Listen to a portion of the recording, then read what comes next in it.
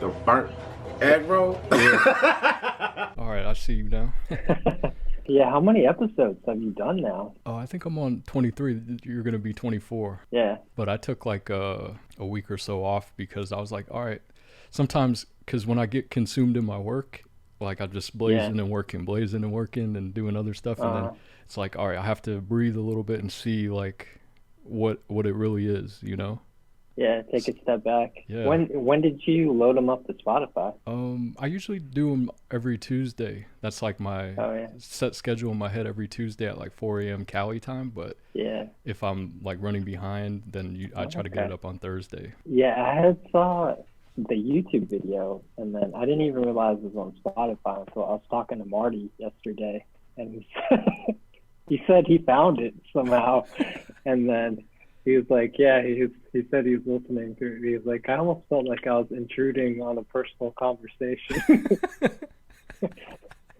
Yeah, that's pretty much what it is, though, right? I think a lot of people's podcasts, like Joe Rogan, that's all they are, right? It's just them having like a personal conversation, but they put it out to the public. And then I listened to it again, the whole thing yesterday, and I was like, well, it was, not bad. Yeah. Talked about some interesting political stuff. That was pre-election. Yeah, one thing I noticed about that episode is that I feel like I over-edited it, like the video. The audio is okay, like if you're just listening to the audio, but when I watch the video, like I'm chopping too much instead of just letting you be natural, you know? I'm 100% sober right now. I haven't smoked in like 14 or 15 hours. I have a clearer mind for you now, but you know, as our conversation moves forward tonight, I'll get into some trees. If you want to blaze with me, you can, man. But I had some different topics. I'll just give you like a brief outline of what I think are some stuff that we can talk about tonight. Like, of course, there's the NCAA tournament going on. Yeah, we can get into that. Yeah, vaccines is a big topic. Asian crimes. You're actually the only Asian person I've had on as a guest. And you're not even like full Asian. Who else? Yeah, so that'll be something we can discuss. Like, it'll be interesting to hear your thoughts on if you think that shit is real or fake, man. Yeah. I think the crimes are real, but I think that, it might be like mainstream media trying to push a narrative, right? Yeah, we can get into that, but I think I'm might be on the same type of thinking as you. Yeah. Because really, man, come on. I feel like if you really, not to go too deep into it now, but if you really look at like the history of crimes against Asian Americans, like there's been worse crimes, man, in the past that a lot of people don't know about that have taken place in the U.S. Yeah, and I feel like with some of them, like people are jumping to conclusions before they actually determine there is any racial motive. Just like seems like more Asian people are getting attacked, and this is following what's going on with the coronavirus and people linking it to China and things like that. So it's hard to tell if there's like a clear connection, right? Yeah, we can go into that, and then also like we haven't talked since like the election happened, right? Yeah, we can get into that. Yeah, I bet your dad was salty, wasn't he, man? Yeah, he's super salty. Yeah, some of my family, they were salty too, man. Another thing we could talk about too is like I was gonna ask you stuff about like I was watching this Jordan Peterson documentary. Are you familiar with him? I kind of remember. Was that the guy who killed his wife? No, that was I know what you're talking about. That's you know what I'm talking about. That's a different Peterson, man. That was from Peterson, right? But that was he killed Lacey Peterson. I think his name was Scott Peterson. Yeah. But, But he killed his wife. But that was a long time ago, man. That shit was like what, maybe like late '90s, early 2000s. Yeah. Now who's Jordan Peterson then? He's like a Harvard professor, but he became controversial because he put out a YouTube video saying like he refuses to call transgender people by what they want to be called. by their current gender, right? He's like, I'm not going to refer to them as what they want. They're a they or a them. So that's how he pretty much got famous, man. And then and then he wrote a book like, and so people associate him with like the alt-right, But he's really not. If you really like research what he's really about, he's just a guy with an opinion. He's not pushing no type of agendas, but the alt-rights, they want to claim him, and yeah, and then so that's pretty much what I have thought of that we could potentially talk about. If there's anything that you have in mind too, we can get into it, but I'm down. Yeah, no, that sounds I don't think I have had a chance to tell you yet, but I got engaged. Oh yeah, congratulations, man. Like Dan, actually, he told me like a month or so ago. Yeah, I got engaged in October. Oh, congrats, man. I don't know how interesting that is for the pod, but that's great news, man. When's the wedding? Yeah, we just booked a venue and set a date for 2022 just to be safe. So yeah, September 10, 2022. If you can make it, you're definitely invited. Okay. Yeah. Is it gonna be up around your way? Yeah, it's town's called Hood River. Mm-hmm. It's just east of Portland. So if you wanted to drive up to Portland or fly into Portland or something, and we'll probably, Molly and I, we're already talking about like renting like a big house for like a couple nights. So we'll have extra beds and stuff too if you want to crash with us. Damn, that's dope, man. That sounds dope, man. I'll definitely make time and schedule time to go to that, man. Yeah, that'd be fun. And then maybe if Dan comes too, we can find some time to just drink some beers or something. Yeah. It's not too far from Portland, where all drugs are legal now. Yeah. You can do some heroin. But get crazy. Bachelor's party. Yeah. So you said September 10th, 2022, huh? Yeah. Okay, so that's still a ways away, so we got time. Still ways, yeah. Yeah, one of my cousins, he was going to get married. His wedding was for October of this year, but I think he just rescheduled it for next April. Okay. April next year. Yeah. But I guess a good thing that we can go into now is like the vaccine, man, because I don't know how big your wedding is going to be, but like, how do you feel about this vaccine currently? We could talk about that. I don't know if you just want to start talking about it, but where we could. Yeah. Whatever. Still running through topics. Yeah, that's pretty much all my topics. But yeah. Oh yeah. My fault. I'm just my mind is more like on point because I'm sober now. I'm not as relaxed. but I'm fully functional though. Yeah. But that's good though, man. Congrats. And then anything, what else you got going on, man? Just been super busy with my work. I was working today too. So it's kind of like busy season? It is, yeah. The Washington State Legislature is in session, and I kind of took over a new work portfolio this year. Mm-hmm. My former coworker, this woman Jan, she retired, and then I took over her issue areas, which is environmental issues. And it's just it's way more complicated and controversial than like a lot of stuff I used to work on for local government stuff. So now I'm working on like greenhouse gas regulation stuff, cap and trade. I don't know if you're familiar with that. California has a cap and trade on greenhouse gas emissions. They're like one of the few states that do. So what does that exactly mean? Like they have a cap on, you said a cap on trade? Yeah. So basically, you identify all the entities within the state that are creating greenhouse gas emissions, and then you include them as part of a program, and then you set a cap on the amount of greenhouse gas emissions you want to occur each year, and then you make it proportionate to the entities that are part of the program that for their responsible portion of statewide greenhouse gases. And then you kind of decline the cap over time to reduce greenhouse gas emissions. And then they kind of make it a free market system where early on to comply with the program, you can either reduce your greenhouse gas emissions or you can purchase allowances. So like one allowance for each metric ton of greenhouse gas emissions. You purchase allowance and you comply with state requirements, and they'll have auctions for the allowances, and then at least under the Washington State program, those revenues go towards like clean energy, clean transportation investments.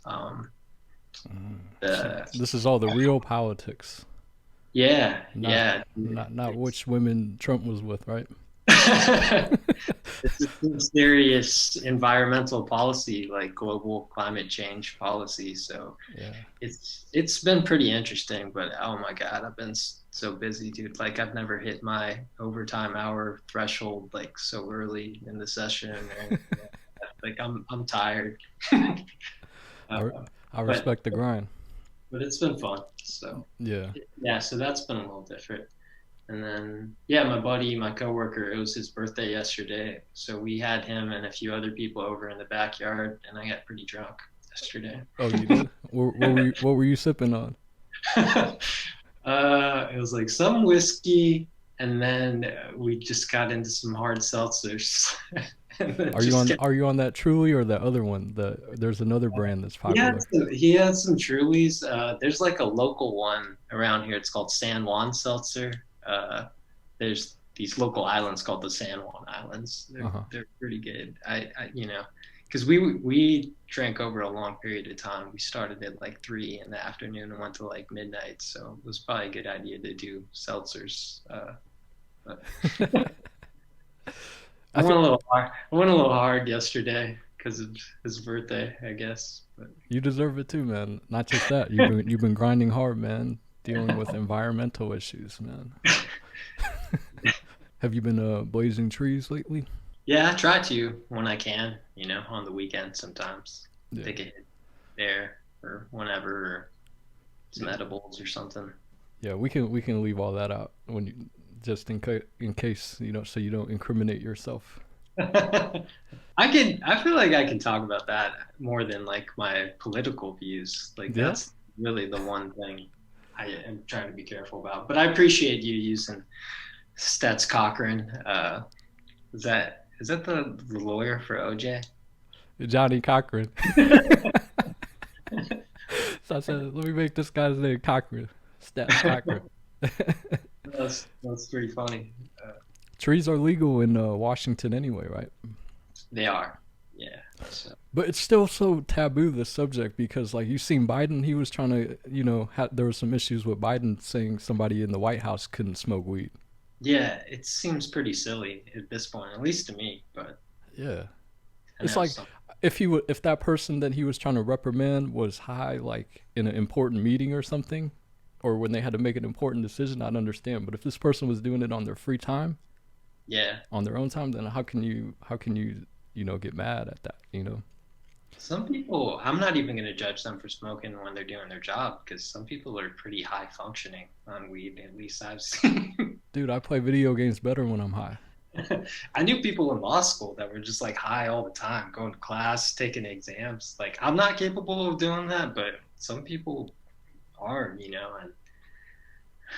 I don't know. So it helps some people too, just like dealing with anxiety and stuff. So I don't know. Everybody's different, but yeah, I think you could do it, but it would take like some like practice. You would just have to keep doing it every day, and then finding out, okay, if I smoke at this time, but I know my brain doesn't retain information as well when I'm high, then just kind of like blaze a certain period, like a few hours before you have to go like try to study, and then just have some coffee. And I think in a couple hours when the high comes down, you'll be feeling good, man. And you just need some caffeine for that extra boost. Some coffee. Yeah, definitely. Because I think the only time it's hard to really like focus is at the highest point, right after you smoke, where you get that rush and your mind is going like and then would you like the eye of the universe is opening or something. You're just like, I know what you're talking about. Yeah. So when does busy season usually end for you? So during short years, March, and then during long years, April. This is a long year, so we should be wrapped up in late April, hopefully. That'll be nice. I have a ton of vacation built up, so. Got you. Any plans, vacation plans? I don't know, man. It's tough, right? It's tough to make plans right now, so. Yeah, but there's people out there that are moving pretty freely, though, like throughout all this, you know? They're not very worried. Yeah, I know. So what is your stance on it? I'm trying to be cautious still, since I'm not vaccinated yet, but. So I guess this will be a good transition into that. Like what are your thoughts? Like where is your current stance on it, knowing what we know now with like the different types of vaccines, and they just released one that is a single dose, but the other major ones were double doses, right? Yeah, I haven't looked like super heavy into it in terms of like the health studies, but you know, I've kept up on the news and like with the vaccine rollout and everything, and you know, from what I get, it seems like you know, it lessens transmission of the virus between people, and then I think the most important thing is that it lessens the symptoms too, and the effect of the symptoms on your body. So I don't know, I was just talking about this with like my brother and my friend the other day. Like I was like, once we get the vaccine, are we just hitting the bars up? Is it just a green light at this point? And then my friend who's got like a little anxiety, he's like, I don't know, might still have to like wait for a couple months or so. But like that's not a scientific reason. For me, I'm like, I guess, huh? Like as soon as I get the vaccine, like I can just start doing stuff again. And you know, they still recommend mask wearing in certain environments, even after you're vaccinated. But I think that's for the benefit of non-vaccinated people, because there's still like a possibility of you getting the virus and transferring the virus. So, yeah, I mean, as soon as I can get vaccinated, I'm down. I mean, have you looked into it much?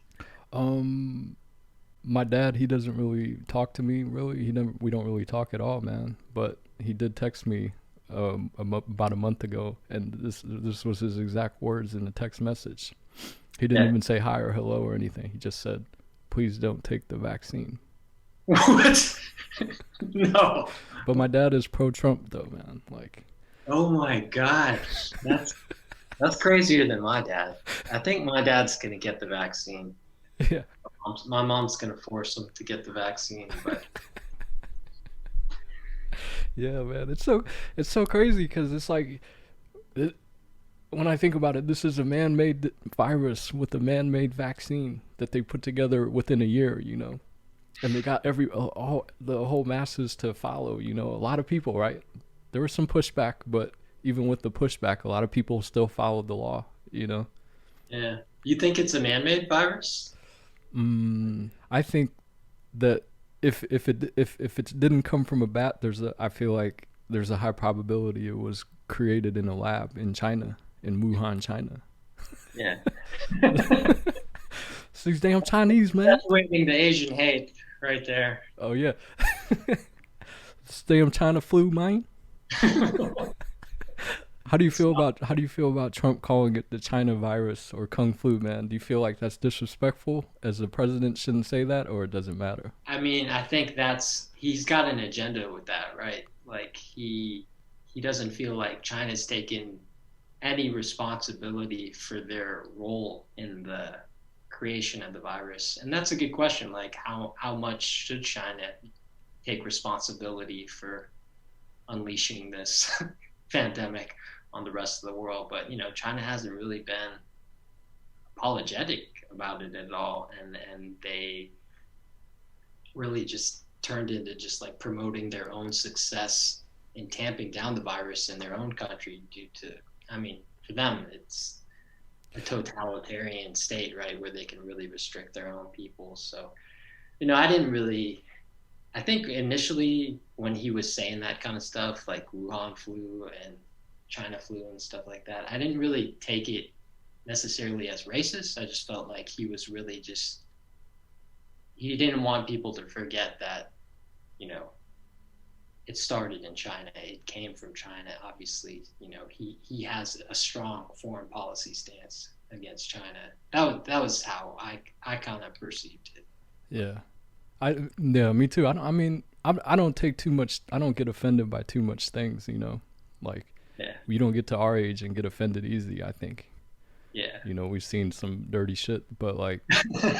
But I can see how that would roll into like alt-right views of people that were already racist, and then that could just provide them additional fuel for any racism they had against Asian people. And then if he was truly like morally responsible or something, and he knew it was having that effect as like a national leader, he should probably stop calling it that. That's the thing about him, is that I feel like, like I don't think he's a downright racist, but some of the stuff he says is very inflammatory, right? And it gets people hyped up and gets them like gassed up, Yeah, he's not downright racist. He's like agnostic about it. Like he doesn't care about the racist effects of what he says or does. Like he could give a shit. So I don't feel like sometimes what he's doing is like actively maliciously racist or anything like that. But then once he kind of realized it does perpetuate racism, he doesn't really care. Like. Or acknowledge it or do anything to stop it.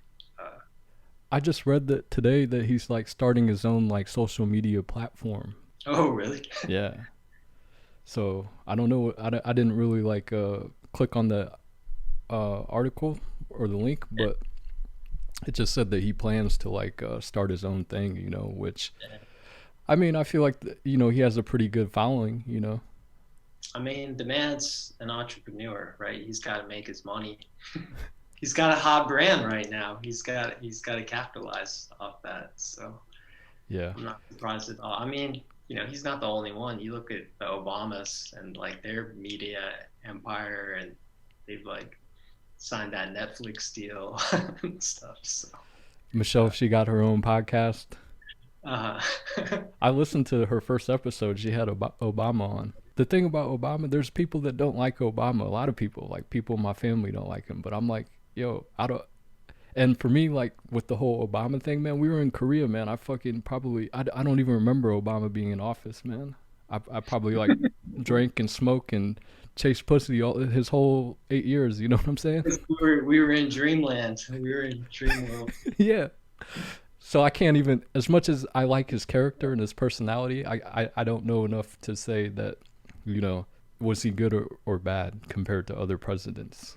Yeah, I know. Like, I feel like one thing truer than anything, politics aside, I always just felt like he was a real dude, and I liked him, and I liked the way he talked and the way he, kind of held himself out there. But you're right. I mean, we were just running around having a good time, so it's hard for me to like really look to like, like my friend who's kind of like a lefty liberal, like he's not the biggest Obama fan because he talks about a lot of the UAV killings and stuff, civilian deaths that happen like in the Middle East off attacks that Obama approved and stuff like that. So he's like, he's not.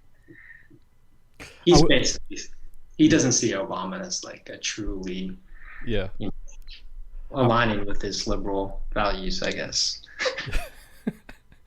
I would tell you, I would ask your friend, I'd be like, well, how many presidents do you think, how many people do you think Obama killed versus other presidents? Because all presidents have to make calls where they're going to kill some people.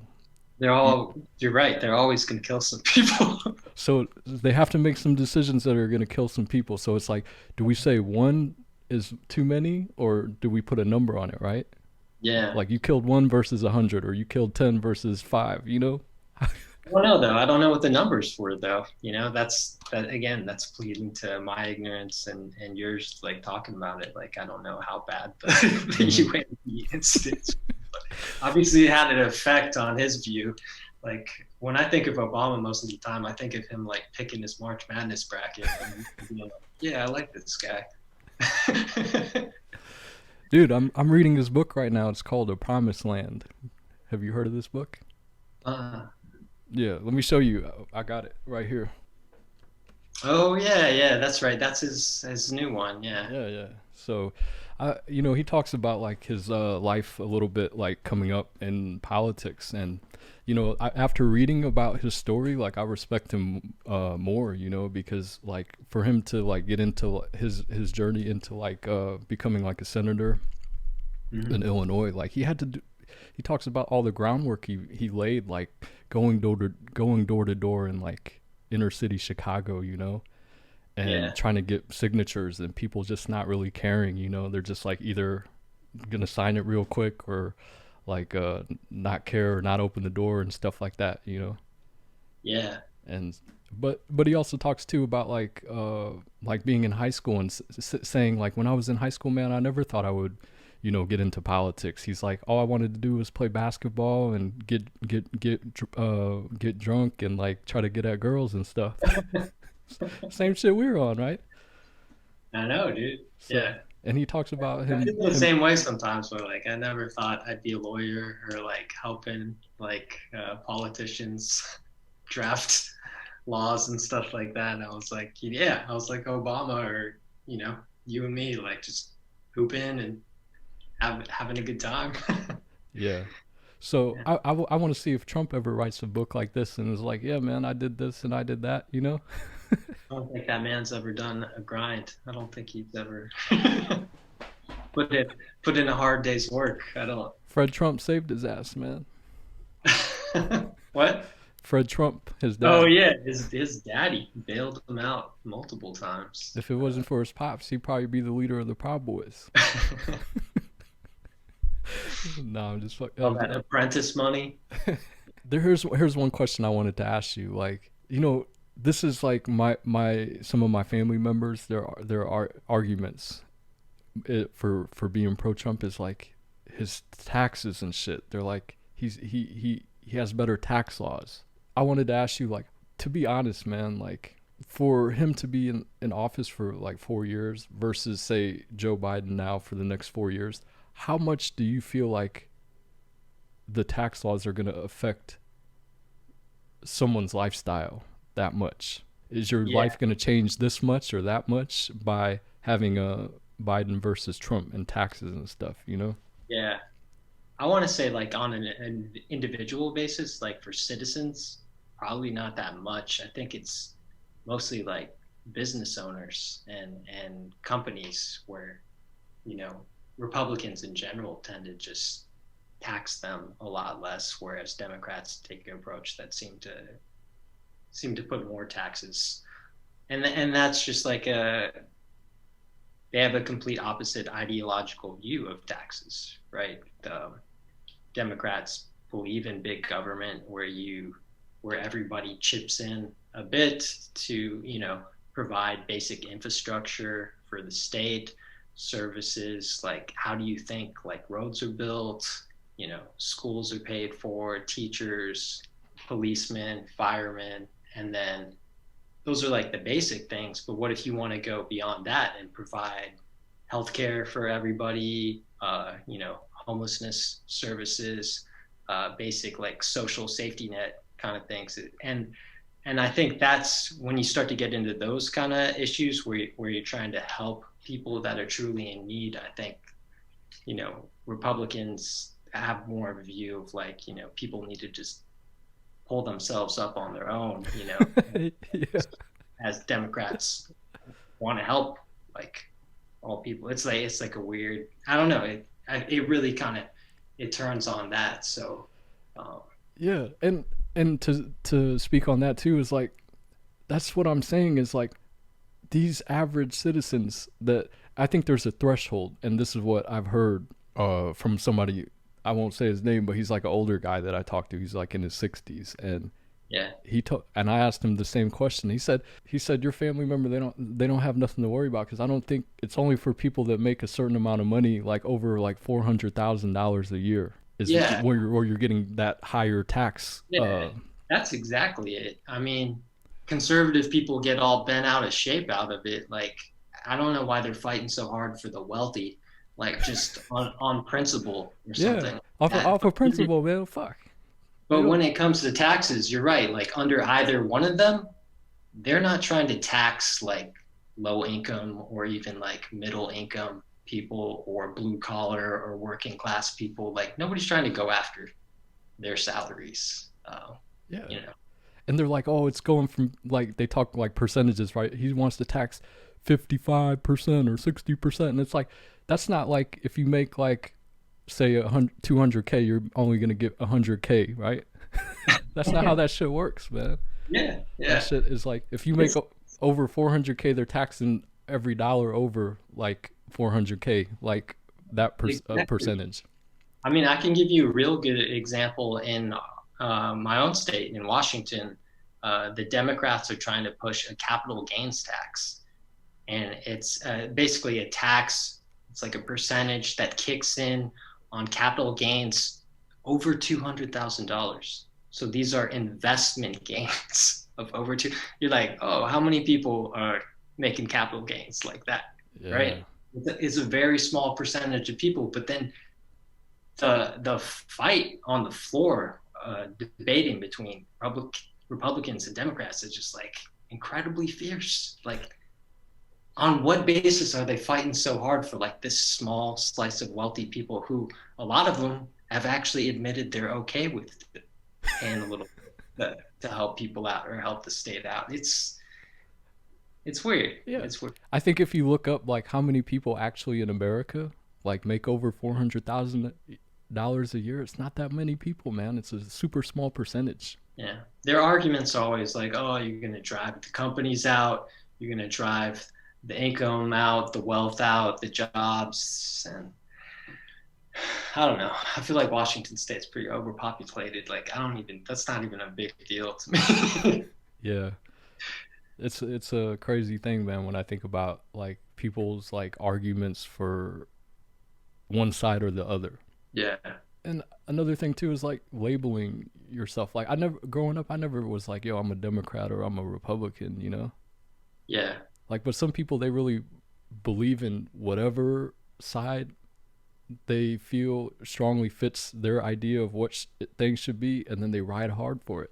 I know, dude. I don't even like label myself by party either, really. I just have like certain beliefs about certain issues, but I don't like tie myself as like, you know, having a certain allegiance to like one label or the other. That's never made sense to me. Yeah. Like the last episode I did with this kid Tyler, he was like in the war. He fought in Iraq and he lost his leg out there. And but he's very pro-Trump, you know, or Republican. He's like anything just because, and that's the only reason why is because of like military spending, you know. But yeah, but there's I feel like that's where a lot of my dad's love originated.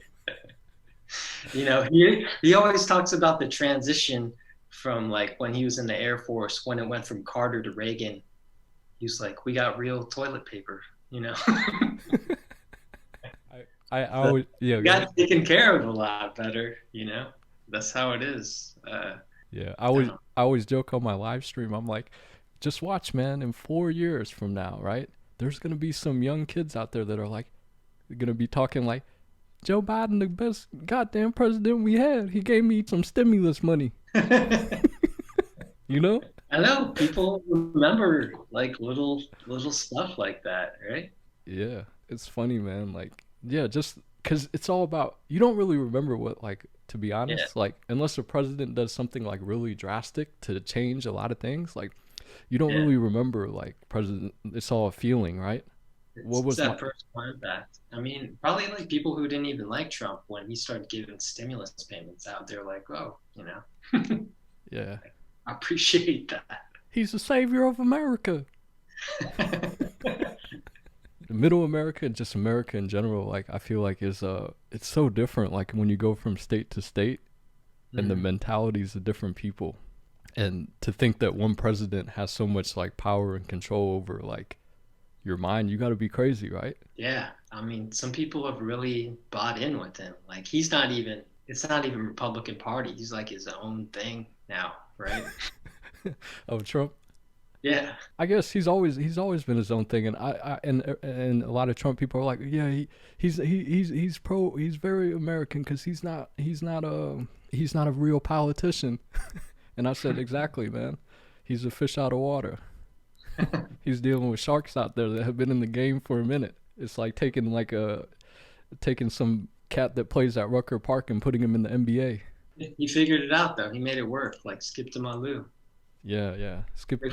There's always that one, right? And I guess Trump would be Skip to Malou in the political world. He's an outlier. He's gotten bigger than Skip to Malou though. Yeah. That's a good analogy though. I like it. There's people saying that 8 to 10 days after Biden was elected, like they're like, man, Biden's the worst president we ever had. Now that's crazy. Like he hasn't had a chance to do anything, right? That makes me wonder, like, do people really believe what they're saying, or they're just talking shit, man? So I always try to. Sometimes people are just talking shit. We live in the internet age. Like sometimes I just like click on the comments, like of anything, just for the fun of it, because I don't know, it's like pure comedy every time. Like, people just like pressing each other's buttons and getting fired up over stuff that doesn't even make sense. So. But going back to like the vaccine though, so like you're gonna probably take it, huh? Whenever there's a chance, you don't worry about like getting that microchip in you. Is that what you think it is? You think there's a microchip in there? Probably not, but I was just. Gates created these microchips. They're going to be inside the serum, so they can track you when you don't have your phone too. There's not complete certainty to what's in it, what the side effects are. I want to get it as soon as I can because I'm tired of living like this. But also it's kind of nice being in the later stages too. So maybe if some stuff does start to come out or happen, you can find out about it before you're getting the vaccine. But at least so far, there hasn't seemed to be any major negative effects. So I don't know, at least how things look right now. I'm up for doing it. Are you? Like I said, if it came down to like, all right, there's this big event that I really want to go to, but I can't go unless I take it, I would consider it. But until like I have to like be around a lot of people, like I'm not in a rush to take it. Like, so when is that? Yeah, Michelle, my girl, she took it. She took both doses. I think she took like Moderna. Oh yeah, because she's a nurse, right? Mm-hmm. She didn't really have any like side effects the first one, but the second one she got a little bit like kind of like flu-like symptoms. Yeah, that's what I heard with the second dose, and actually I heard that's actually how you know it's working on your immune system too, that you're having those symptoms. So yeah, she's still alive, but I don't know if it's like one of those things where it's like, are you gonna have to take it like annually? I don't think so. It's a one and done? That's a good question. I didn't even thought about that. I just assumed it was a one and done, like chicken pox. Because with the flu shot, people take that like more than once, right? Yeah. But I thought that was because there's like always new types of flu variants coming out every year. So actually, that's a good point. So if there's like future coronavirus variants that are different from like the major viruses that are out there now, we might need future coronavirus vaccines. But I guess it would just be like the flu vaccine. Do you get a flu vaccine every year? I've only taken the flu vaccine one time in my life, and the one time I took it, man, I got super sick, man. Really? I do it every year. Yeah. So you're used to it. Yeah. My parents, they were very like anti-flu vaccine. Yeah. They always, I don't even think about it, but they like always offer it at my work, and then it's super simple. Yeah, but I think with the COVID vaccine, it's not like something that's it's not a cure, and it's not something that's like, oh, if you get the vaccine, you can't get it. Basically, I think it's just like it lowers your like sickness time, or the level of how sick you become if you have the vaccine. Yeah, that's basically it. And that's kind of like the best we could hope for at this point, I think. So, man, I don't know, man. It's just been a crazy last year, man. Yeah. It's been about a year almost, right? Since they shut shit down. The 1 year anniversary of when it was declared a pandemic just passed like a week or two ago. Yeah. Yep. This was right around that time they shut it down.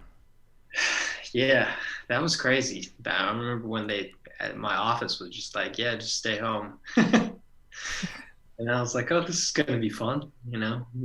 Maybe I was like, this sucks that it's only going to be like a month or two. I wish I could keep doing this. And then that was like the worst wish I ever had.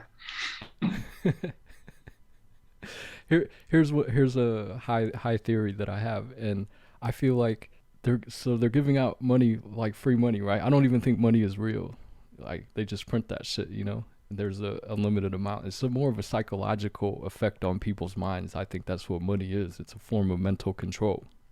Dude, try not to think too hard about what money is or where its value comes from. Like, I don't know, to me it doesn't make any sense.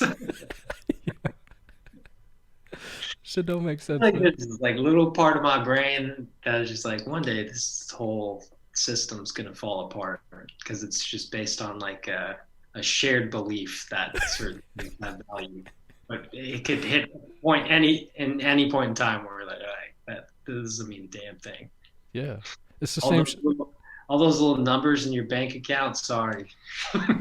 It's the same shit with digital, like cryptocurrency, man. They made that shit out of thin air, and they want to say like it's some unknown Japanese man created crypto, but we don't know who he is, man. I don't believe that shit. The shit came from somewhere. I mean, it's anything, right? Like like a piece of art. Like, how do you put like a price tag on that? That's just what people pay for it, right? It's what our shared value of it. I mean, I think like cash used to be loosely tied to gold or something like. Yeah, that's what they say, right? Before the Federal Reserve, years ago, but we certainly don't have a stockpile of gold like tied to like all our dollars now. Yeah, so they just be printing this stuff, and I was gonna say like I think this whole like pandemic leading up is kind of like pushing forward into like what Andrew Yang was trying to say about UBI. What do you say about UBI? Universal basic income, like how he was trying to, he was like, if I get elected president, I would push for UBI, that universal basic income where everybody gets $1,000, whether you're poor or whether you're fucking making $200K a year or $1 million a year, you're going to get an extra $1,000, a month. And I think, like I'm like, shit, if you make it fair and give it to everybody, because you don't want people that think they're making a lot of money to be like, oh, they're taxing me more to give money to poor people, give it to rich people too, man. Who wouldn't take a free $1,000 a month, right? I don't think LeBron James would turn it down. Is it worth less because everybody's got that, or is that what you're kind of getting at, like inflation, where the value is worth less because all that money is getting pushed out? That's a good point. I wasn't getting at that, but yeah, speak on that. But that is a good point, though. Right? Maybe that's where you get at, because that's like the legit concern over like all the stimulus payments and all the stimulus money, and then printing the money, is that prices for like goods and everything could go up, and just the value of money wouldn't be what it was. But I think they're taking a gamble on this, just keeping the economy afloat and jump starting the economy again until we can kind of return to a bit more status quo where the unemployment rates aren't so high. Because I think there were a lot of studies, especially following the 2008 economic crisis, where they realized if they had done those things, like really pumped more stimulus money into the economy, we wouldn't have stayed as low as we did for as long as we did. So yeah, that was a weird time, because even that time, like, we were in Korea, so like I didn't even feel it. Yeah, I know. That was interesting for me too. I mean, that's how I even ended up in Korea, because like even though I had a bachelor's, like it was tough to get a job like back home, right? And then I just heard about that opportunity, you know. I was like working in like some kind of general store on the Navy base, like in the lawn and garden section, and like waiting tables at a Japanese restaurant. Yeah, I was working at Applebee's. Living with my parents, and then I was like, I was like, that sounds pretty good, in my own place in Seoul, and all I gotta do is like teach some kids some English. Yeah, sign me up. Yeah, pretty crazy how we all ended there at that moment in time, right? Me, you, and Dan in the same training group. Like, yeah. Oh, I know. That's so true. Yeah. It's things we don't think about, but it's like we all made individual choices that led us to that same moment in time, right? Yeah, yeah. We had some coincidences, like, we're all of Korean descent. You and me are half. Yeah. Dan's full. Yeah. Because it's probably more appealing to us because we have Korean heritage. So like Korea has always been like a second home to me. So I was down for it, And then it just really kind of lined up with a period of time in Korea too, where they are having like a boom over their obsession with English. Yeah. Like that was probably the peak, right? When we came over, like the money, like CDI was given out to teachers, like the demand for English to kids at that point, like they couldn't get enough teachers or get us to like give enough hours for like, Are you familiar with the climate currently today in 2021 about teaching and like all that out there? Not exactly. Yeah. I just know around the time I left, they were phasing it out, the foreign teachers in elementary schools and middle schools and high schools, so that because later on I worked at the public schools, and so I knew that was happening. So I think there was less of a demand for it with the academies, and I think maybe the benefits they saw of having a foreigner teach it versus just a Korean person teaching the English, like that was a lot less what they thought it was. Because remember, they thought it was such a big deal to have like authentic English speakers. But they have some pretty good English speakers just in their own country. They probably don't need to fly some young 22-year-old from, wherever. Yeah. If I was a business like CDI, like I'd be like, how much does this like foreign kid that just graduated college really care about teaching English, right? Or is he just trying to get money, man? That's probably his or her sole purpose, right? It just looked good, like I was coming from Seattle, you were coming from St. Louis, Dan was coming from LA. Like they could point to us saying like we had these educations from, these kind of famous American places. And yeah, but even with that, there was politics, right? Because they take like the teachers that went to like more prestigious or bigger name schools and then pay them more and put them at like better locations. Oh yeah, that's true, dude. And I could have got a better location off University of Washington. I didn't want to do the hourly. For some reason, I thought doing the monthly was better. But the monthly was only offered at the franchises, not the Seoul campuses. So that's how I ended up in Anyang. Yeah, I think I remember that. Yeah, it wasn't like, it was like not close to the like bright lights of the city of Seoul, but like it was close enough, right? Yeah, it was close enough. It took me like an hour and a half to get to Gundae. You know where they wanted to send me, man? And then initially, like an hour and a half to get out to you in Incheon too. Yeah. Before they sent me to Incheon, they wanted to send me to Daegu, man. You know how far that is down south? Dude. Yeah, we wouldn't have been friends, probably. We wouldn't have been friends, man. It's too far. We might have hung out in training, and that was about it, man. That would be it. I'd have to take an airplane to come see you. Remember that Brandon guy? Wonder how he's doing in Daegu. I liked coming out to Incheon. Incheon was fun. Yeah, it's more chill. You had a good little scene out there too. The square. BBQ. I remember going there one night, man, I don't know if you were with me, but like there was a big fight inside that Yeah, BB I camp. was with you, dude. I was just thinking that. Yeah, we were watching that right from the outside, All and we're the like, these dudes. plastic tables and chairs got like, Yeah. scrambled around. But when you mix alcohol like that, man, so many people out there are drinking, man. Eventually, people are gonna fight, you know. Yeah, I feel like a lot of those Korean guys were like all talk though. They like to really like yell and like make a scene, but it really took a lot for them to like actually like get the blows, you know. Yeah, there were some street fights and stuff. I think like that happened like in Gangnam, you know, like in that area, like outside of like those bars and clubs, man. You'll see that shit. Like I think I've seen some like with like the military dudes. Remember Club Harlem? Oh yeah, that's where there'd be some fights, you know, the military. In that area.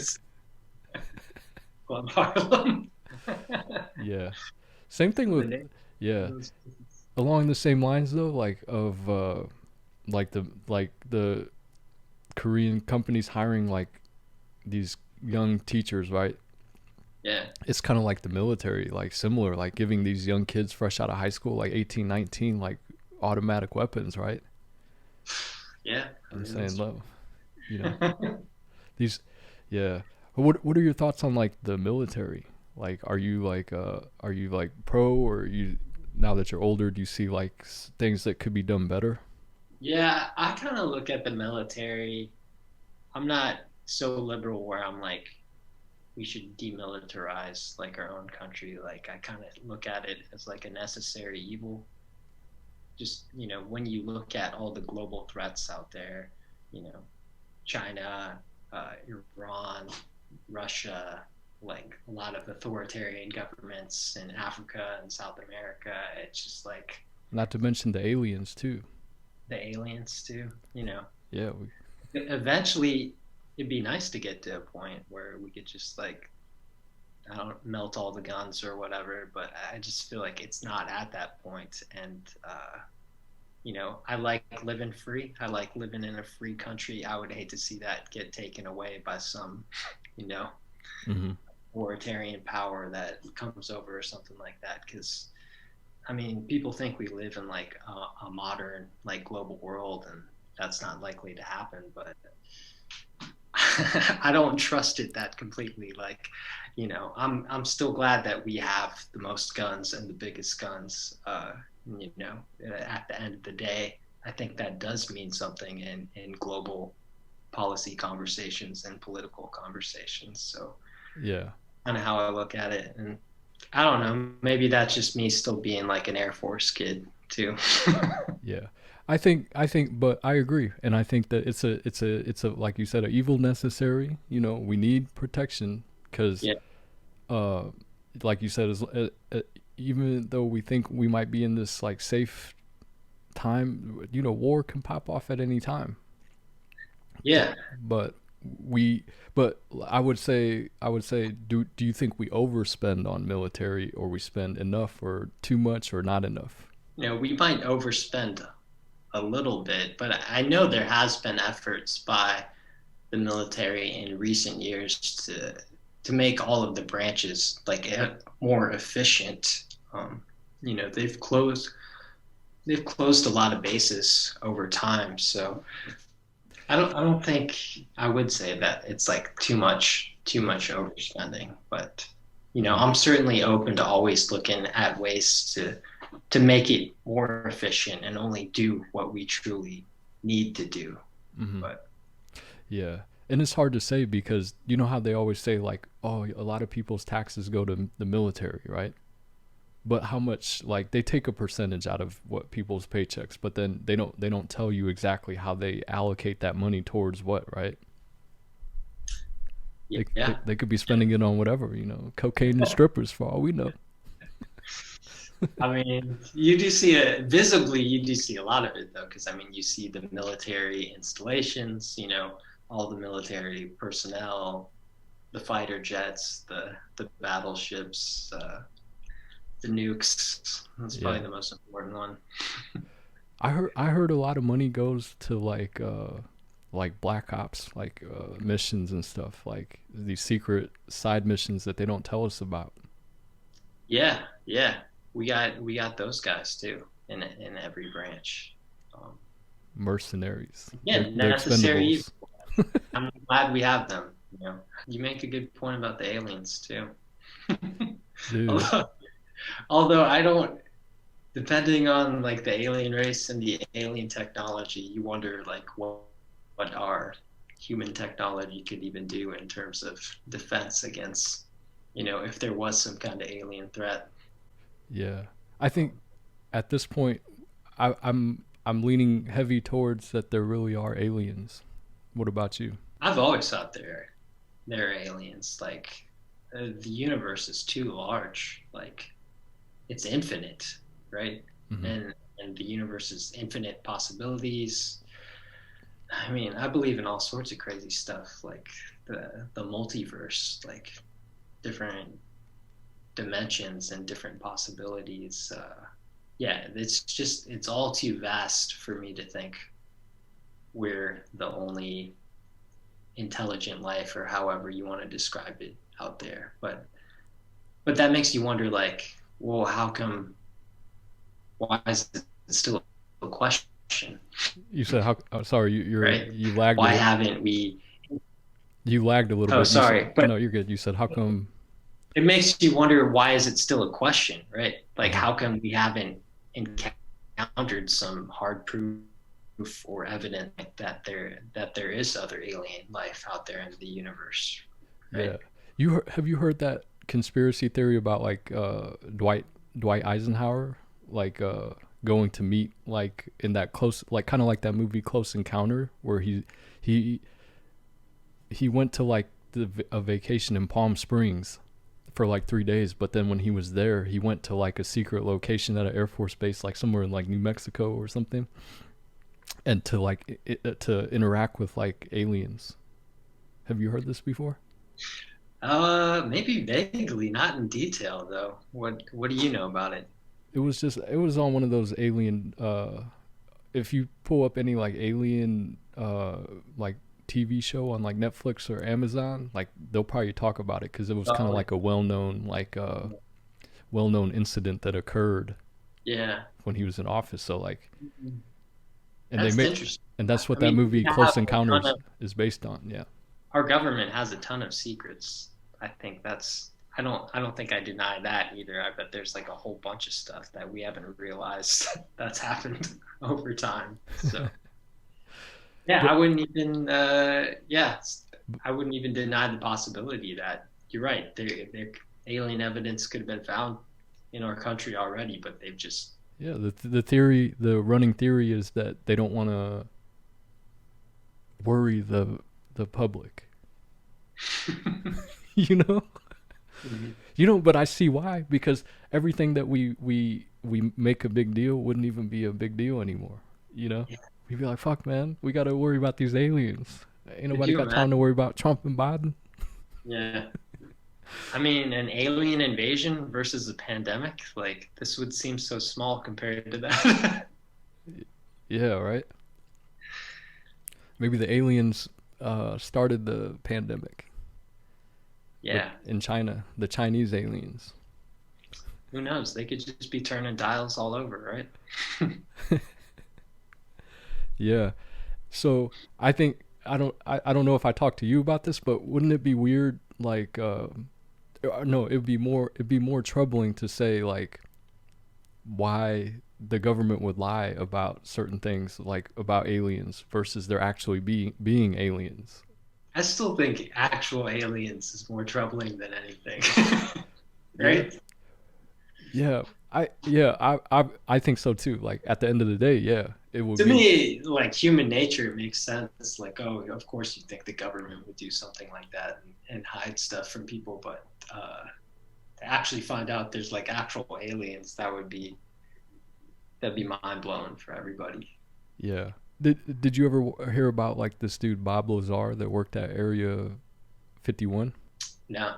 Yeah. He was on Joe Rogan's podcast, but he's a smart like nuclear physicist guy, and he worked at Los Alamos, like this place and also like this base off of near not exactly Area 51, but it's like connected to Area 51. I think it's like some sector called S4 or S8 or something like that. But basically, he was saying that he saw like people working on aliens, and then also like they had technology that wasn't out in the public yet already that he was working on in the 80s. Did he get detailed, like say how they were working on the aliens, or like what the type of technology was? They had some like type of like anti-gravity machines that could like float and like do different things, aerial moves without any type of like known power source. Yeah. And he said he was seeing all this, man, and they would go to and watch like different of specific area where they would see like, you know, these UFOs do different things, you know. Yeah. And have you ever heard of those Navy fighter jets off the coast of Florida? And they reported seeing these objects in the sky. I looked at the pictures too, and it was crazy because the New York Times reported this, which is like a major like media outlet, right? Mm-hmm. And the pictures were like these like kind of long oblong shapes in the sky, and it didn't look like anything normally you'd see in the sky. And it was more than one pilot. I think at least a few pilots were reporting the way these things moved. They didn't think it was physically possible in terms of like scientific principles or principles of physics, the way they would just like quickly accelerate like one way or another. Do you know what I'm talking about? That's the thing, that not that specific incident, but that's the thing that they always talk about with these UFOs is how they can move and like so fast, like from here to the next point to left to right, you know, and like that we don't have the technology to do that yet, so they say, right? But yeah, I think that, and also like a lot of not just that situation, but there's been a lot of like military like people that have witnessed seeing certain things, right, on their radar. Yeah. So that one tripped me out though, because it was just like, you know, that's a pretty legitimate news source. Like there were these pictures, there was like multiple pilots. I don't know if anybody really like figured out what was happening there. And I just kind of forgot about it after a time. But yeah, I don't know. That's why, yeah, with the whole alien things, I'm not a big denier. I guess I'm more of a believer. Yeah. Then another thing too that they always talk about is like how aliens are attracted to like nuclear power plants. Have you heard that before? No. Anytime there's like nuclear power plants or big like nuclear explosions, there tends to be an uptick in UFO activity. Really? That's when a lot of the reports or people like sightings happen. Yeah, the energy. Yeah. Missouri has like the biggest like UFO sighting, I think, in the US. And it's right by like a nuclear power plant, and then there's the Air Force base, and then there's like a fault line, kind of like San Andreas fault line. Yeah. They said there's like an energy movement there. And so with those three things, like in Missouri, like around Cape Girardeau area, they said there's always people saying they see like UFOs.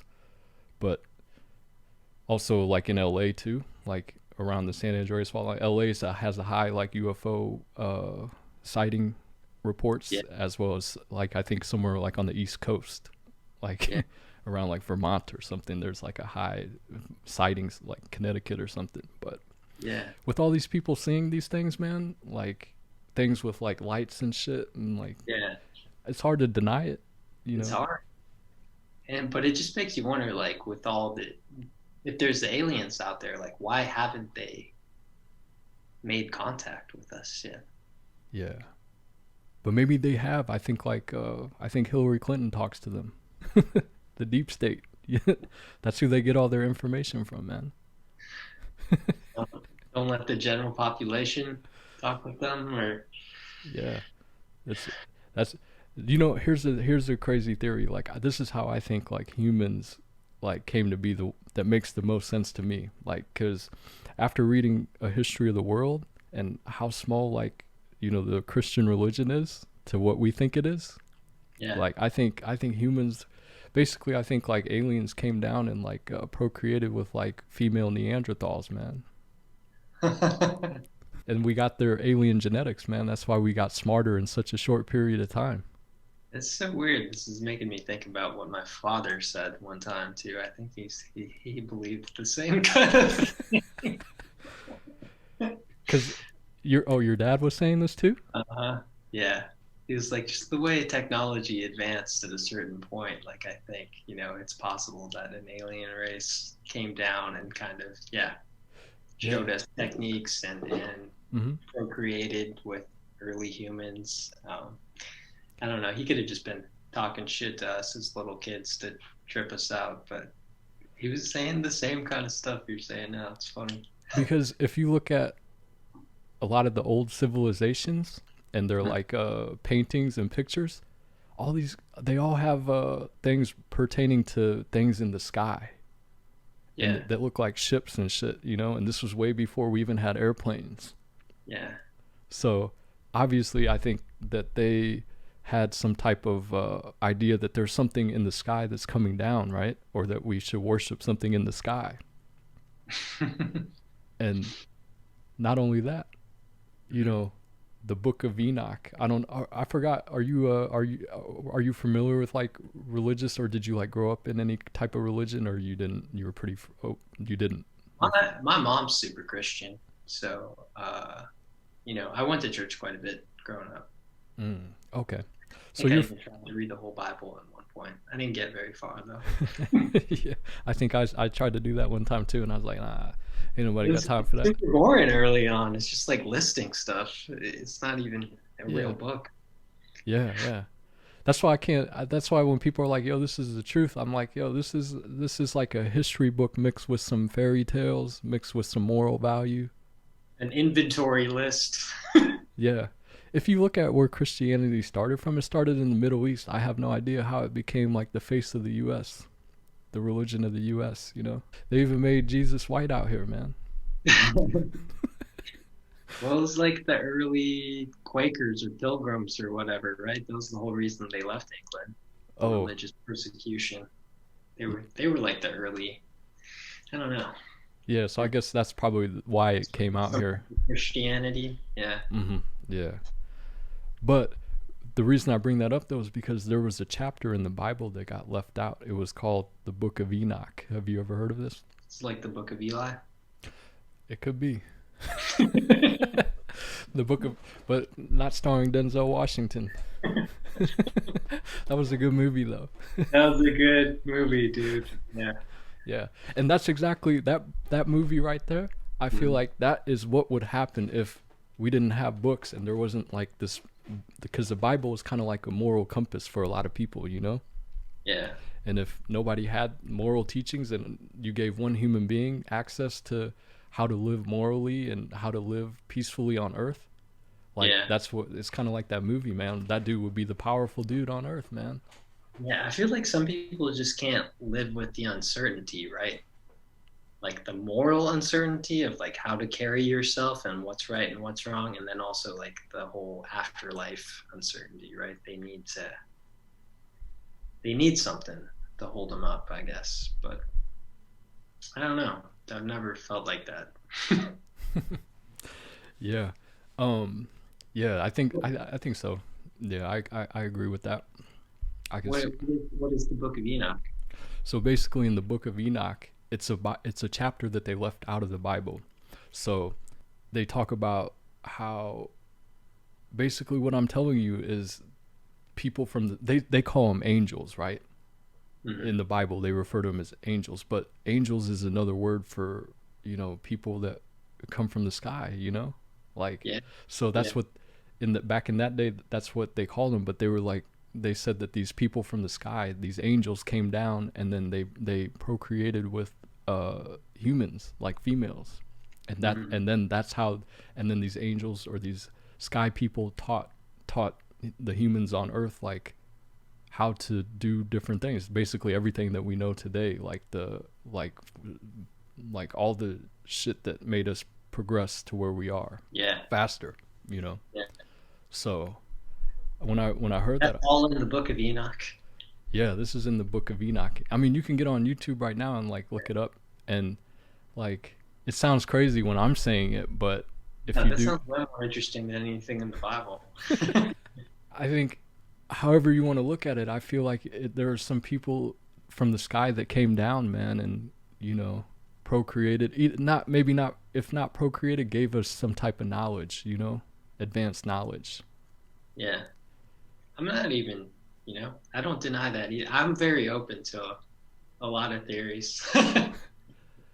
Yeah, because it's like these Neanderthals and like Stone Age people, like how would they advance, right? You think they just got smart all of a sudden? I mean, I used to always think that too when I was a kid. I was like, somebody just like one day knew how to make a fire or knew to like put stuff into fire to make it taste better or or like agricultural techniques or like that this certain metal does this or it's kind of wild when you think about it, right? But I guess the theory is that it all happened very slowly over a long period of time, but it almost makes more sense to think that somebody came down and showed them how to do it. Yeah, because people don't know what they don't know. I feel like if nobody tells you or teaches you how to do something, you're just not going to know it. But that makes you wonder about the aliens or the angels or whatever. Uh-huh. How did they learn how to do it? Because they're coming from another multi-universe that has already been where we're at right now. Taught themselves, you're saying? They learn from God, man. They learn. Okay, there you go. Well, that answers it. That nobody learned on their own. No, but it's like this. If there's another multiverse, like how do we know when it started, right? And how long it's been going for, and where we're currently at. We say we're 2021, but we might be in 40, 45, 50. We could be far in the future or far in the past. It's all circular. I think time is all circular. It could all be happening simultaneously. Mm-hmm. You seen that movie Interstellar with Matthew McConaughey? Yeah. How he was in the future watching himself in the past? Uh-huh. Yeah, that's pretty wild, right? Yeah, that's what human existence is. Just one long Christopher Nolan movie. But sometimes I have those moments. Inception, Interstellar. What's the latest one? Oh, you're talking about Tenet. Did you watch Tenet? I haven't seen it. That's a Christopher Nolan movie? Yeah, you should watch it. It's super good and super trippy. Same kind of trippy Christopher Nolan stuff. And it stars Denzel's son. Oh yeah? Yeah. Damn. He's really turned into a great actor. I like him a lot. What's his name? Oh man, I would have to look. It's all good. I'll peep it out though. Is this movie like something I can is it something I have to pay for? Or can I download it? You might have to pay for it. Oh, okay. I watched it not too long ago. So it's a new movie. At least for rent right now, though. You don't have to buy it. I've never done that before. Like I never paid for like any movie off of like Amazon or Netflix or any of the ones that you got to pay. What do you do? You pirate it? Yeah, I'll be on them torrents. I gotta edit that out. They might try to get me. The Men in Black.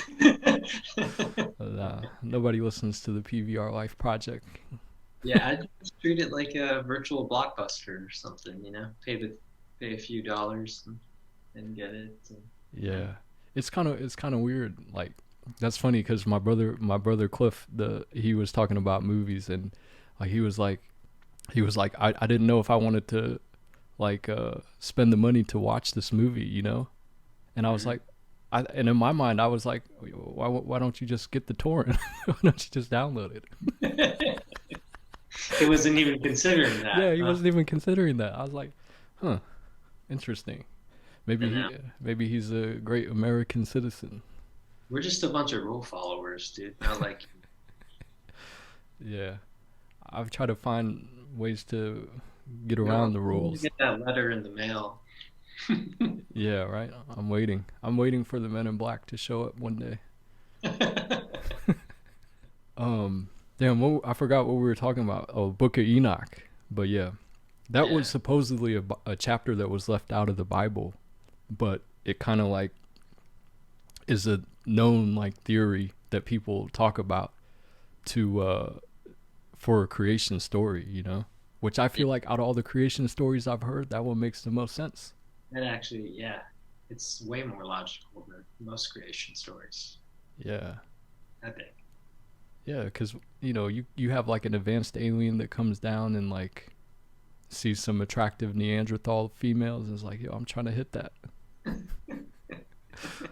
And then you have a kid, and they did have kids, right? And that's how like our DNA got created.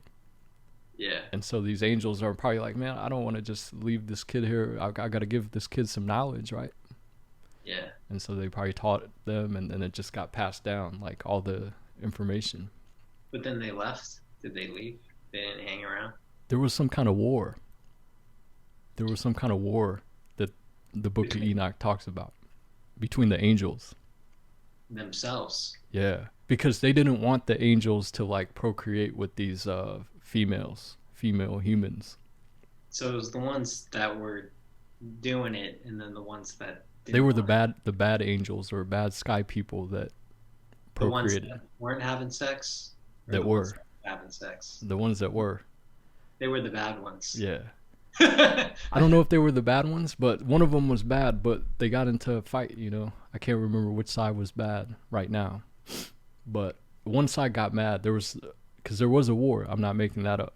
There was a war between the angels, the sky people. Yeah. And then that's how one of them got banished, you know. Uh-huh. And these angels, they even have names. They give them names. Like, I think Michael was one of them. And then, oh, that's like that John Travolta movie. Which one?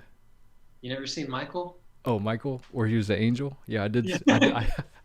I forgot, but yeah, I did see that a long time ago. I was thinking Dogma with. He's one of them. Yeah. Yeah, he is, and then also, the dudes in that movie Dogma. Remember? Oh yeah. That was Ben Affleck and. Matt Damon. Yeah, that was good. So it was kind of like that, these angels. Okay, now I'm just picturing some angels that look like Matt Damon and Ben Affleck having sex with some attractive Neanderthal women. Yeah, right? Teaching them how to make fire and build a wheel. Yeah. I would watch that movie. Yep. Let's write the script, man. Yeah, it could be good if that's the direction we wanted to go. We could, and we invested our time. I think we could come up with something good. Yeah, I've always wished I could do something a little more creative with my life. It just seems kind of fun, right? If you could somehow make a living doing that. I mean, I guess you're doing that with like your podcasts and your videos and stuff. It's not easy though. It's not an easy life, man. But I see why people go the more stable route. Every day I think, I'm like, damn, should I just go get a 9 to 5? But then I'm like, either way I'm gonna die, so what does it really matter? You know, I think a lot of it is a fear in our mind that we live with what other people think, right? I am constantly thinking about money and the security that money provides. That's my main concern. Yeah. I want to have enough money to support myself. Yeah. Through the years, essentially, and yeah, right. I mean, I don't know. If I was independently wealthy or whatever, like, I don't know how long I'd stick around in my job. Yeah, but how much is enough though, right? Like, that's what I always wonder. Like, how much do you really need to like survive? And then I think it's like, what type of lifestyle do we want to have, right?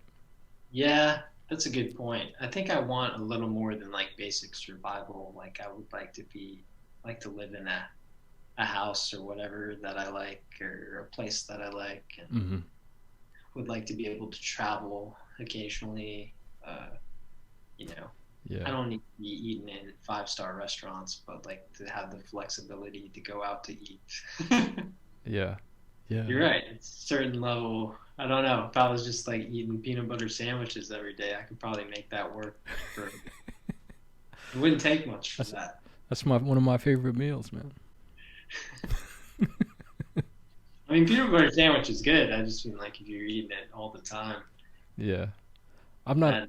That and instant ramen. Yeah.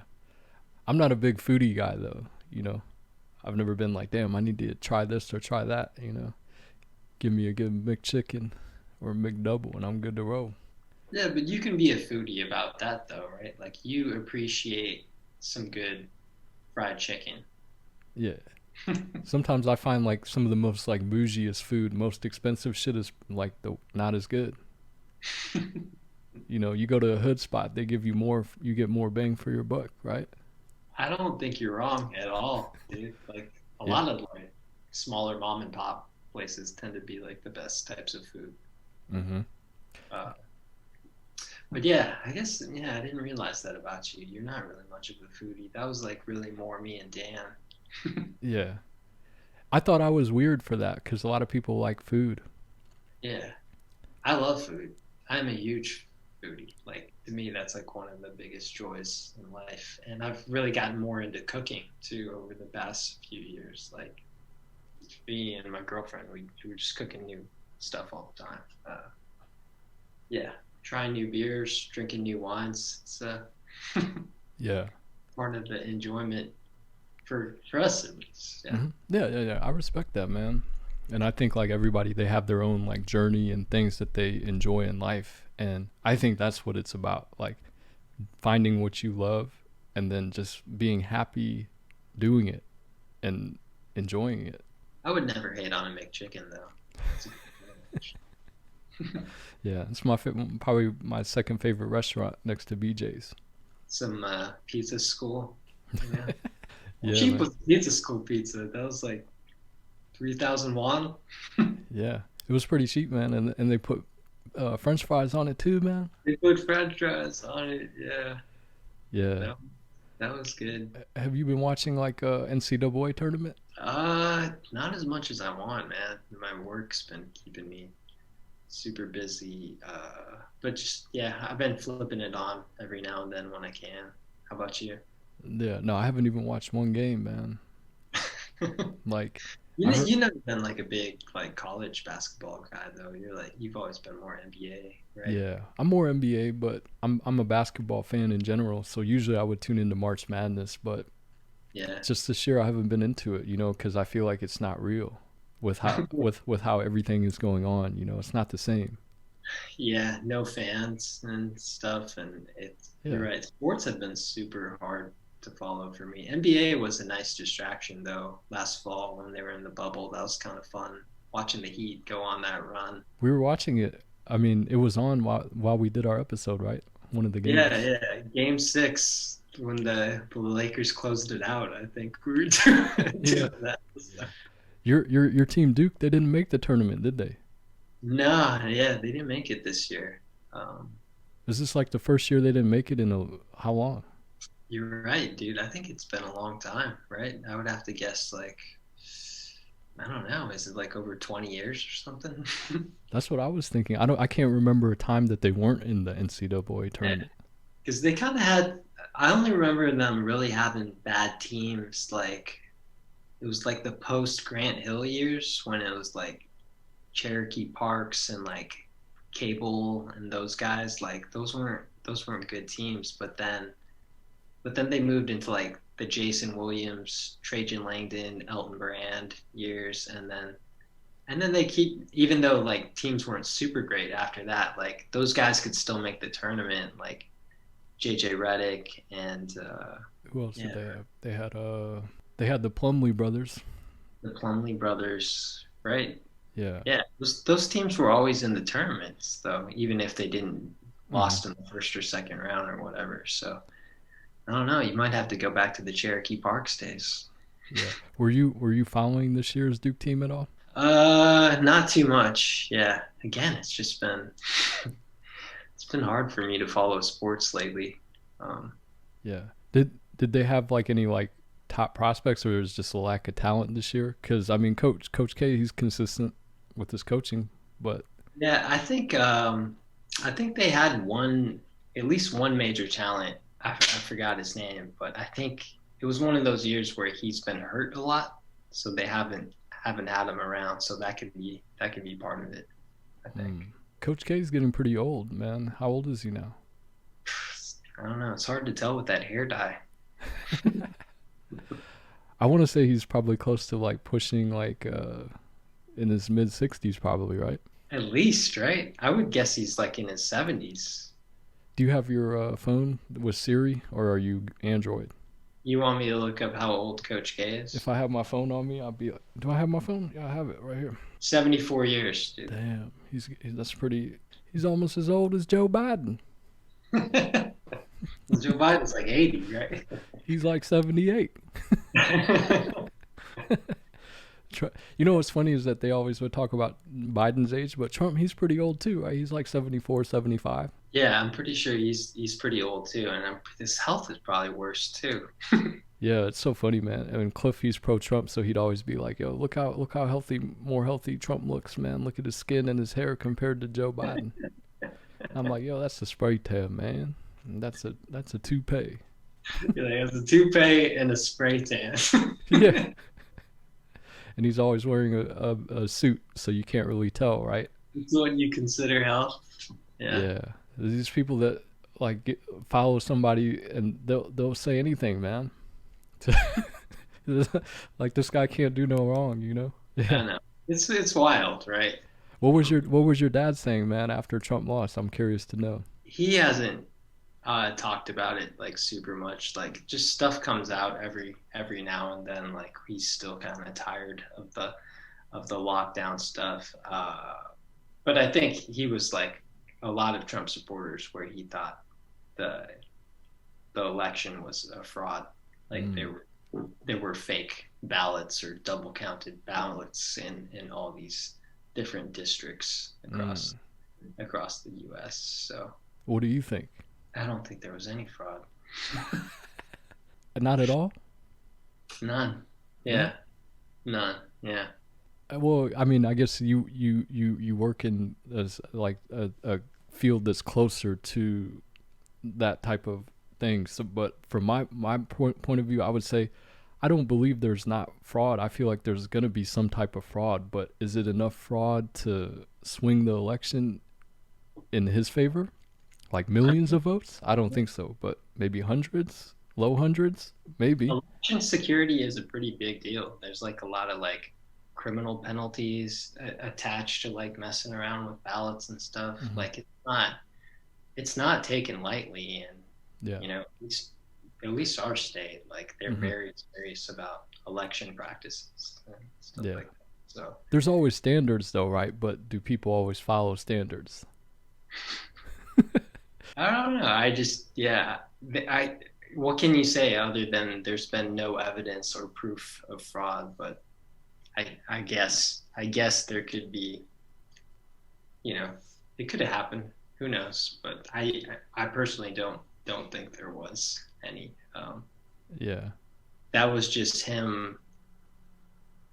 You know, he thought he won like early on when like the ballots weren't fully counted. That's just how it works. Like the more populous urban areas hadn't like counted their votes yet. So, I mean, did you watch it? Like when he came on at like 11 o'clock at night or whatever, like he was basically giving a victory speech. Like he thought it was over. And I thought it was too. Shit. Like I went to bed and kind of depressed. But yeah, and then the strange thing, because I was thinking about like you and me talked about the polls last time, and it actually seemed to like line up pretty good with what actually happened. Georgia was surprising to me though. I think Georgia was still a surprise, and then the fact that they got the 2 Senate seats out of Georgia, that was a really big deal. And then the whole reason like Biden's even able to pass like his new stimulus plan and stuff like that. So even like a little higher than, and I think you and me had been saying you can kind of put a little stock in the polls, but we were just like, there's still a little bit of time left, some private email servers or something, some Comey come along to like, fuck up somebody's chances, but it didn't really happen, right? There wasn't really like an event like that. So maybe that's why the polls held up this time. I don't know. Yeah, I think Trump fucked up, man. All he had to do was show a little bit of sympathy and empathy for COVID and played that, and he probably could have got 1 million more votes or so. Yeah. But he played his role all the way to the end. He could have gave a little bit on that, right? Yeah. I mean, it's been a lot of deaths. I don't even that though, man. With the deaths, like, do you feel like it's a lot, or do you feel like compared to like other like diseases, like heart disease and people dying from lung cancer from cigarettes, do you think it's like that high of a number? I would guess it probably doesn't compare to that, but it's just this. I think it's still a high number, just being like a new category disease on its own. It's still, but you're right. I haven't really compared it to like heart disease or anything like that, but 500,000 just for the U.S. does seem like a large figure, and I think it's a bigger deal to people too, because they feel like it was more avoidable. Like there's things we can do to, curb transmission among people. Like it's really just our personal behaviors. Even though I guess you could say the same thing about heart disease, but I'm not giving heart disease to someone else. That's like more my own personal dietary decisions. Yeah, right. That's what makes this dangerous, is that it's like something that we can't see, right? Yeah. So it's different in that sense. What are your thoughts on the like recent quote unquote uptick in crimes against Asian Americans or Asians? It's hard, right? I mean, for me, it's great to finally see some recognition of the racism that Asians face, because anybody who's Asian knows that. Like we've all been called stuff over the years, like made fun of, like there's like the stereotypes about like convenience stores and dry cleaners and eating dogs, or like you name it, dude. Like it's just like an endless kind of list, and it seems like there's less of an understanding of Asian cultures, and then we all get lumped all together all the time, which is incredibly offensive. So it's great and refreshing to finally really see people like really talking about it and educating and talking to each other. But like, I don't know, we got into this a little bit earlier, like what is the actual, maybe, I don't want to call it an overreaction, but it's like people are having a reaction that it's a hate crime before, like, to me, it seems like before it's confirmed whether it was an actual hate crime sometimes. Yeah, that's what they were saying about the shooter guy, right? Like he wasn't really targeting them because they're Asian. He just was sexually frustrated, right? Yeah, he was sexually frustrated. But then it gets into the whole, not only the racism, but the misogynistic views too against Asian women. Like, because even like Asian women compared to Asian men got their whole thing where like, there's all sorts of like creepy dudes that just kind of fetishize Asian women too, right? So they got to deal with that. So that's like its whole other thing. But yeah, I don't know. You're right, because it wasn't confirmed. Maybe it was just, and I don't, some people want to like do like this whole subconscious thing and say like, his behavior and what he did like came from like, he was absorbing what was happening in our culture overall, and the rise of hate and racism and alt-right views that appears to be occurring. But again, I don't know how much stock I take in that either. Like maybe like Trump provided them more of a voice, but I'm also like, I think these people were always here. He was wearing a Carhartt jacket. No racist, just saying. Yeah. A lot of Proud Boys, I think, rock Carhartt. Yeah. But there's some brothers that rock Carhartt too, though. Yeah. Yeah. That's just a stereotype too. But yeah, I feel what you're saying though. It's hard to say if there's like a true correlation going on there, but I'm glad people are talking about the racism that Asian people face.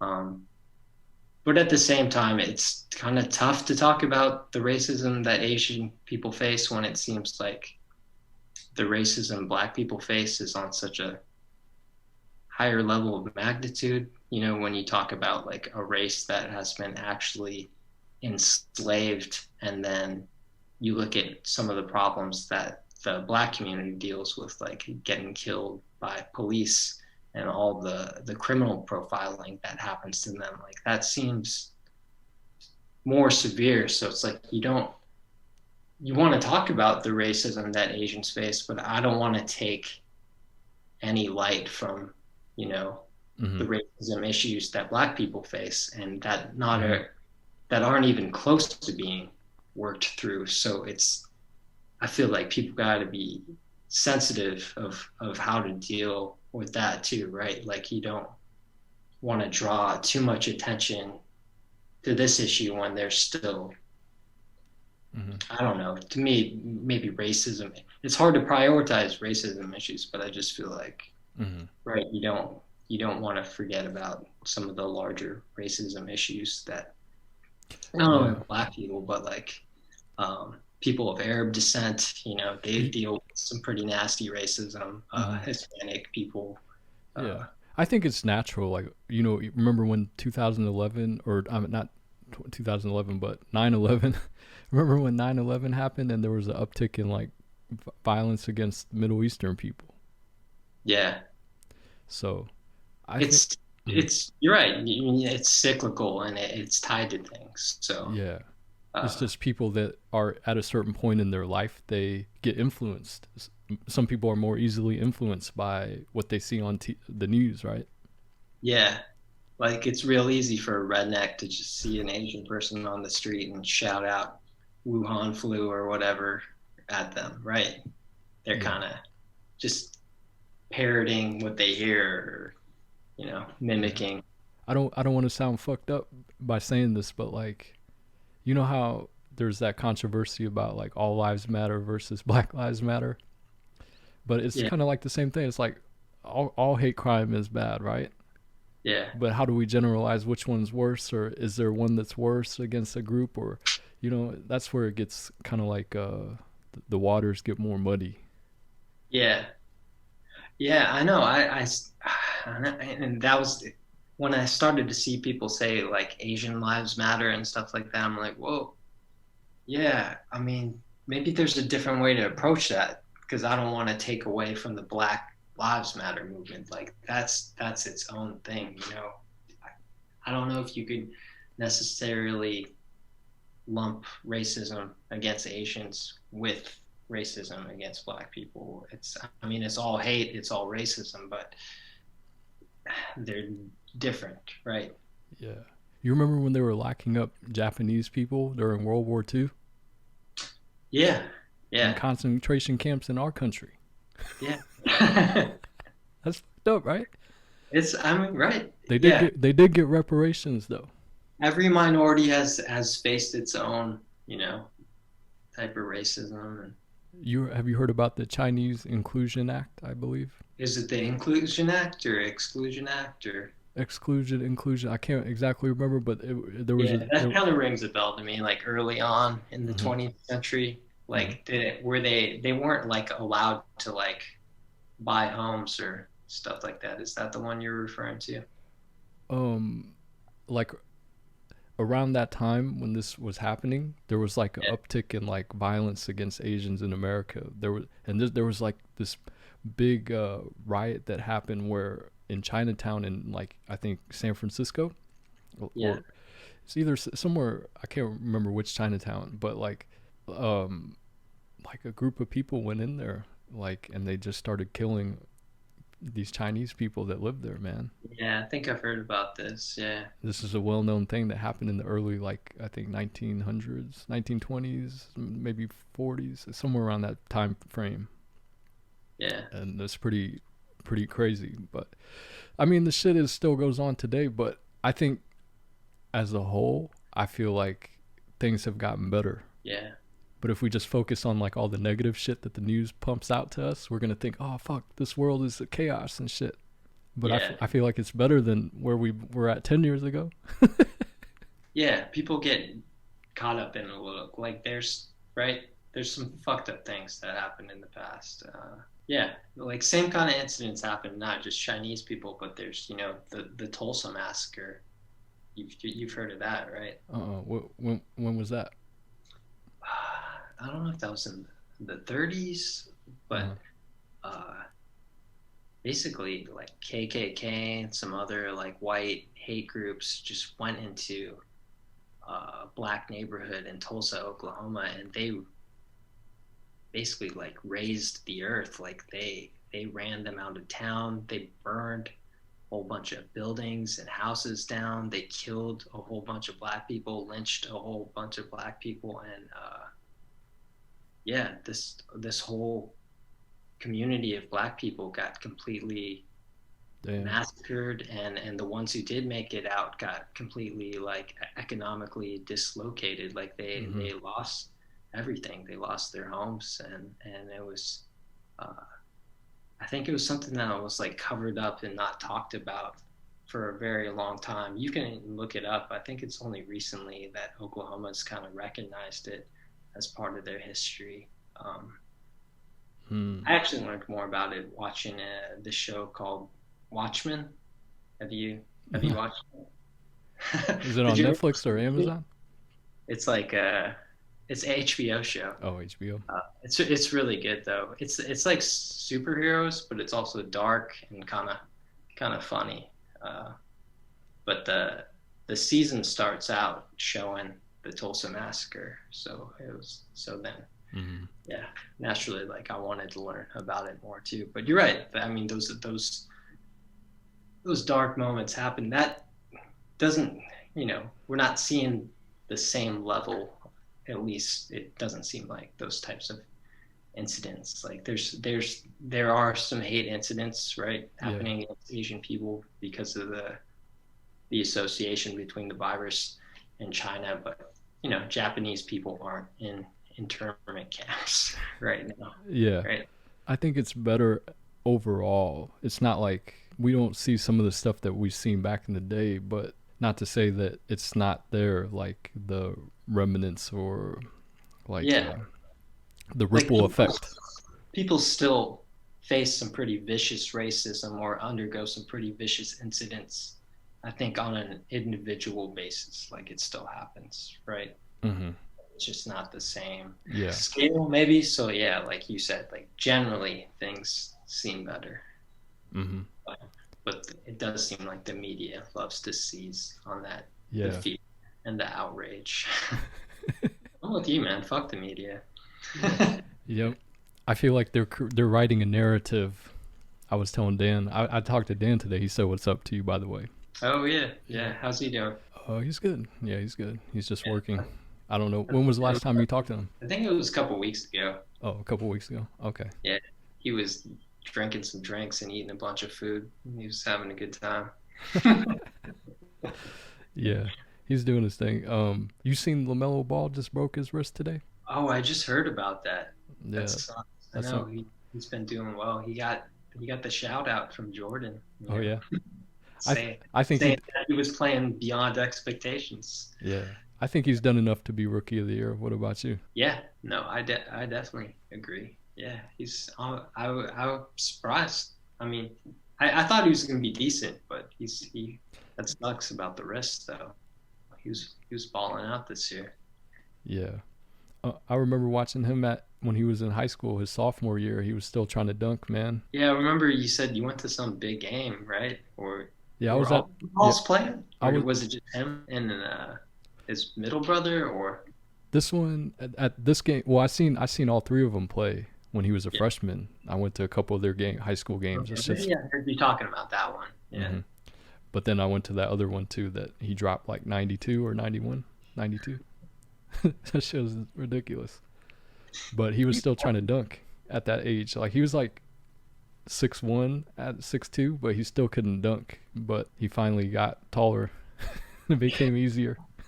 He could be the best ball. Maybe he is the best ball. Yeah. I guess we covered pretty much everything, man. Like the only thing we didn't touch on really is how you feel about transgender people.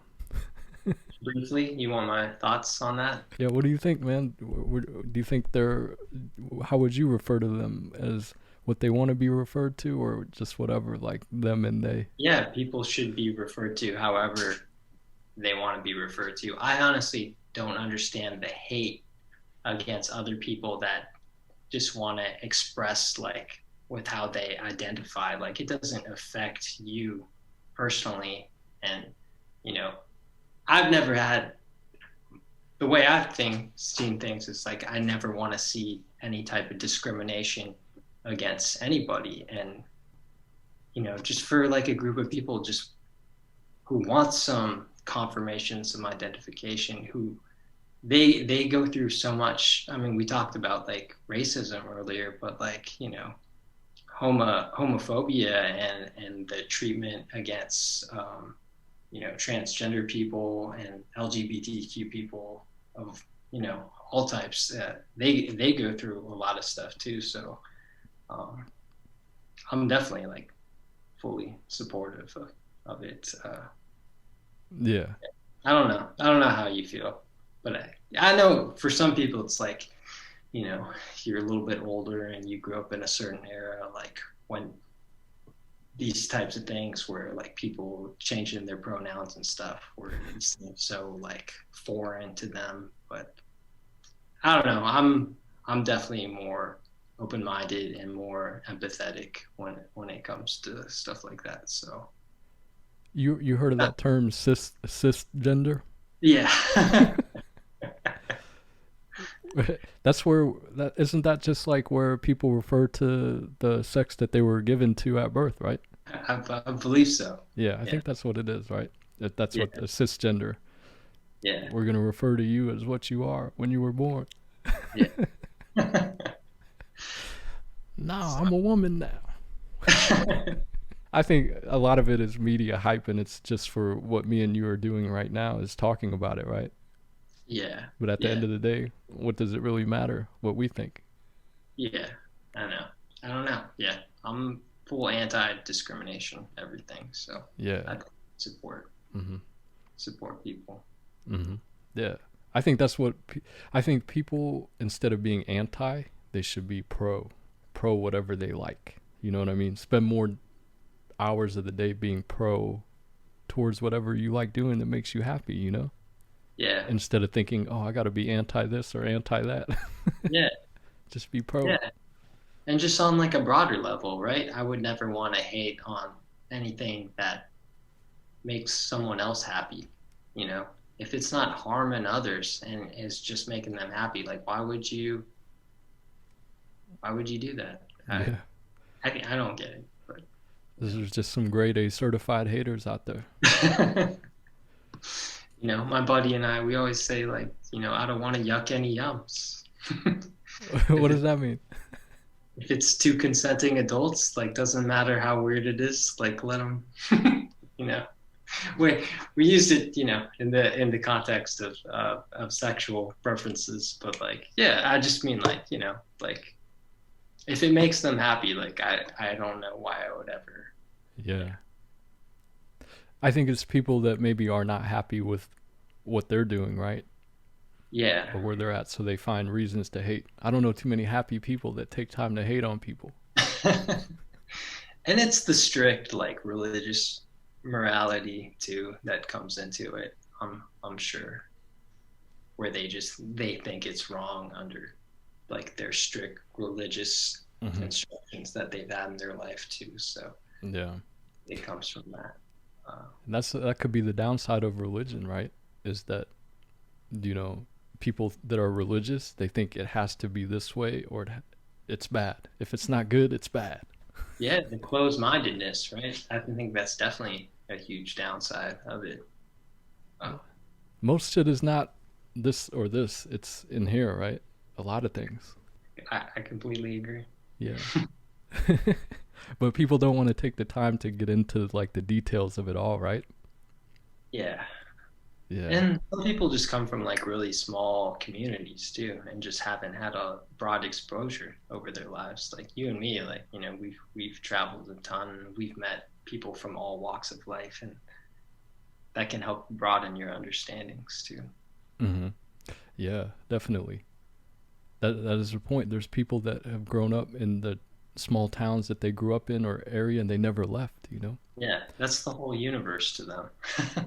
There's people in LA, like South Central LA, that never crossed like the 110 freeway and seen the other side of LA, you know? You believe that shit? That's, I mean, right? There's people who look like that, and sometimes it's not by choice too. It can be, you know, your economic circumstances too. So, Mm-hmm. Yeah. It's tough, man. I don't know. We could talk about that all night, man. yeah, we could. We got. Seems like there's plenty of stuff we could get into. Anytime you want to chop it up on here, Yeah. You know, or offline too. yeah. Sounds good, man. All right, Stats. What time you still working from home or you going in now? Now I'm working from home. Yeah. No Yeah. sign of going in to the office anytime soon? Yeah, they haven't talked about that yet, but it's been a huge like technological burden to try to do the whole legislative thing virtually, like the voting and the hearings, the public testimony. So I can imagine as soon as they feel like they can let people do it in person, they will. So I don't think virtual is going to become the norm for us. But Mm. You seen Texas? They unbanned masks last Wednesday, right? yeah, yeah. Did they follow through with it for sure? Pandemic's over in Texas. I'm curious to see what the numbers are like down there. Like if they have gone up.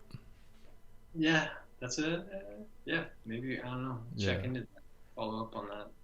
They just had some shit in Miami. You saw that No, what happened? with the spring breakers down there in Miami? Like, because it's Oh, spring break, so like there's an yeah, uptick in people going out and partying now, yeah. or people I heard coming even out of the state. old people that were getting vaccinated were out partying because they just haven't partied in so long. You said you said which people? The old people who got vaccines. Yeah, I don't know, but Yes, I'm right. yeah, man, it'll be interesting to see what happens the rest of this year. But I feel like the spirits are better in people. That's just my general feeling. It seems like there's a little bit of a light at the end of the tunnel Hmm. now where there wasn't before. Yeah. All right, man. Yeah. I'll let you get going, man. All right, dude. This was good. Yeah. Talk to you soon, man. Yeah. Take care. All right, Stats. Thank you, and yeah, man. Stay safe. Yeah. Talk to you soon. All right, you too, B. All right, peace, man. All right, peace. Later. Late. Double O T.